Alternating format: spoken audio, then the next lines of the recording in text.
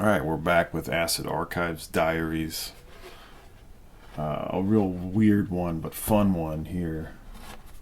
St. John's Green on flick disc. Let's talk about it. I'm Kim Fowley. I am product. I make product. I am product. I live for product. Kim Fowley, in his career, there's 5,000 pieces of vinyl up there that, or CD or cassette, and I either wrote it or produced it or published it. I mean, it just goes on and on.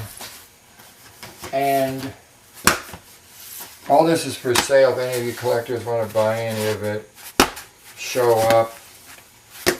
I'll sell it to you. I have singles. And those your children? I've been told they are. I'm not sure.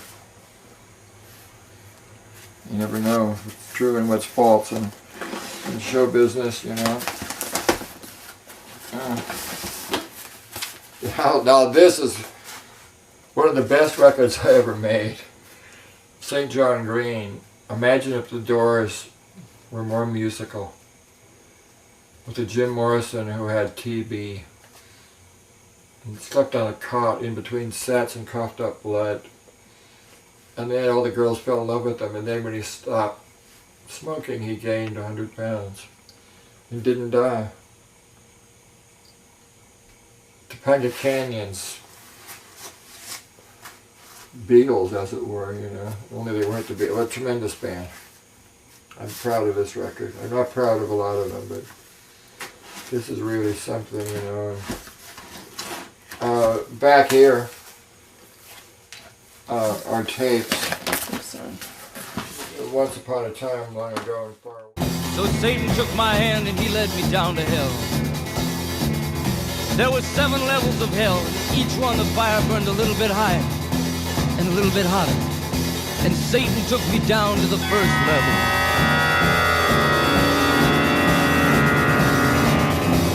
And I could feel a little fire growing under my feet.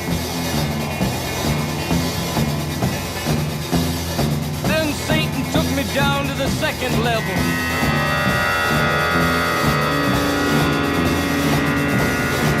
Then a fire came up to my ankle. The Acid Archives Diaries, where we talk about one record.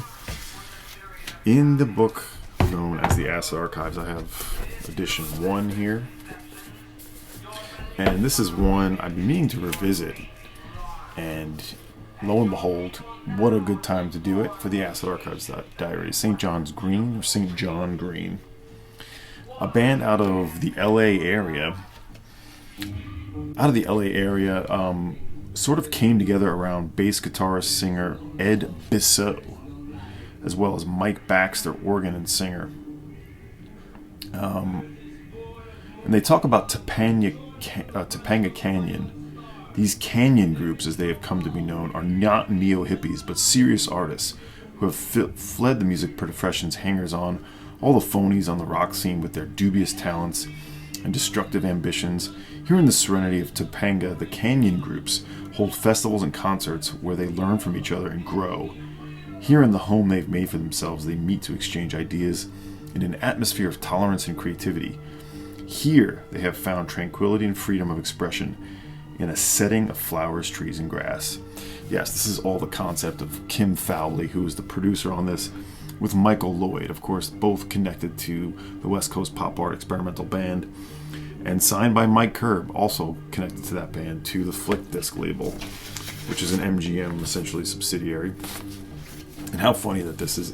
Well, I kept it in the shrink, and I do keep records in the shrink, but this one I had to because this, as TV special, 87 cents. What the hell does that mean? Was this advertised on TV? Who knows? But this was a Kim Fowley record. It's a good companion to his outrageous record.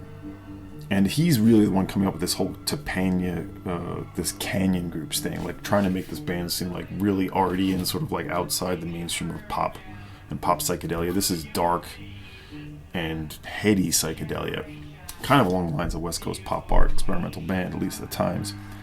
But this one is actually quite dark, and whether it's legit or not, there's some real rubbing elbows with some, satanic sort of themes.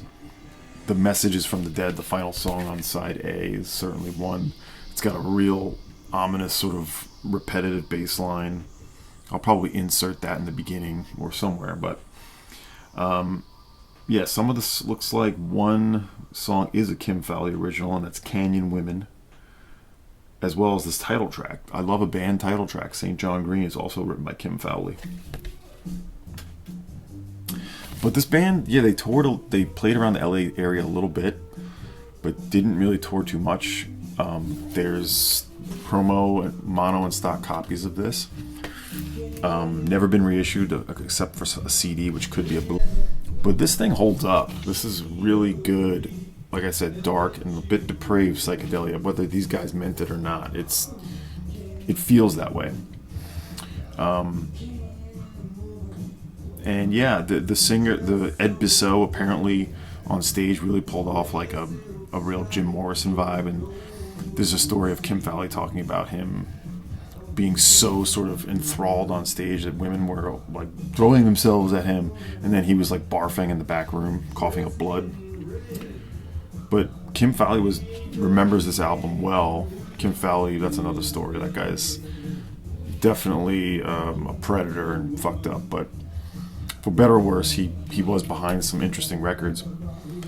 And he remembers this one and considers it one of his finest achievements, apparently. He really loved the work on this record. It is a quintet: guitar, harmonica, bass, organ, drums, and then, a quintet. But none of these guys would do very much after. This record, it seemed like it got a good push. I mean, you have Val Valentin as the engineering. Val Valentin was behind the Velvet Underground records on it for MGM, at least the third album, right? Yeah. He's the one that did the Closet Mix. Anyway. So with Kim Fowley, Mike Herb, Michael Lloyd, some definite push behind this, but it didn't really pan out.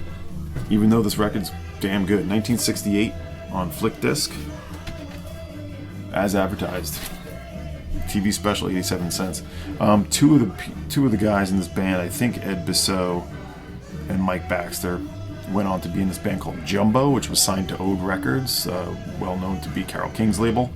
They did release a promo 45 and an LP that was never released, was recorded. But just as far as that band Jumbo, only the 45. So nothing there. But this one you don't see too much. This one has steadily increased a bit in value. I found this at Angry Mom for like $30, $25. And I just decided to come back to it to check it out and see how it held up, and it holds up really well. A pretty, stands outside of the rest of the pop psychedelia at the time, truly. And definitely a good one to bring home, and if you're a big fan of the West Coast pop art experimental band records, a little sort of, like that band, it certainly was a little contrived at times, thanks to Bob Markley. Kim Fowley's influence on this is definitely heavy-handed. Of all the Canyon groups, St. John Green is perhaps the most mystical, both in the religious and philosophical sense.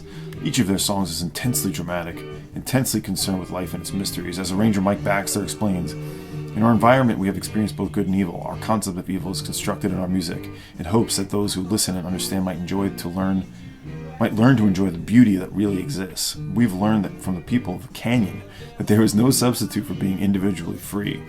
This is reflected from our songs and explains why each is perhaps different than the other. With the imagination, the fire, and the sheer artistry of St. John Green would have found its outlet in any setting, but those who knew or know, those who have listened and understood and applauded these compelling, haunted songs, like to think that the magic of the Canyon inspired the magic of St. John Green. It's just some spiel they came up with.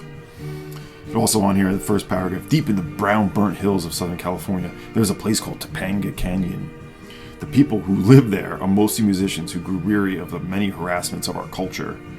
Dedicated musicians who searched for and found a place where they could create their music in peace. It's just fictional, trying to create a picture, paint a picture, but a solid record. So on the Flick Disc label, a couple cool records on that. Let's go to the acid.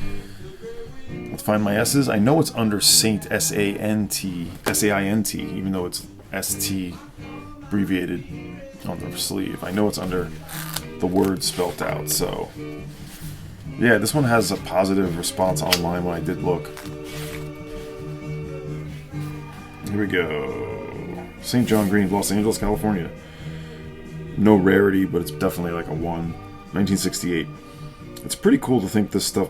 It's pretty cool to think that stuff this bizarre was getting released and distributed in the late 60s. Goofy comedy bits and fake Satanism mixed with garagey pop to make for a fun LP. There are a couple of excellent songs here too, and not a boring moment to be found. A nice companion piece to Kim Fowley's Outrageous. Aaron Malinsky. Yeah. Maybe not hearing the strongest part of the record right here, but I will insert either at the beginning or somewhere in here. You may have already seen it. The good shit. But anyway, that is St. John Green TV special. 87 cents. On the Flick Disc label from 1968. Acid Archives Diaries.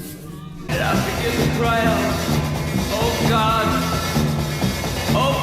please don't let him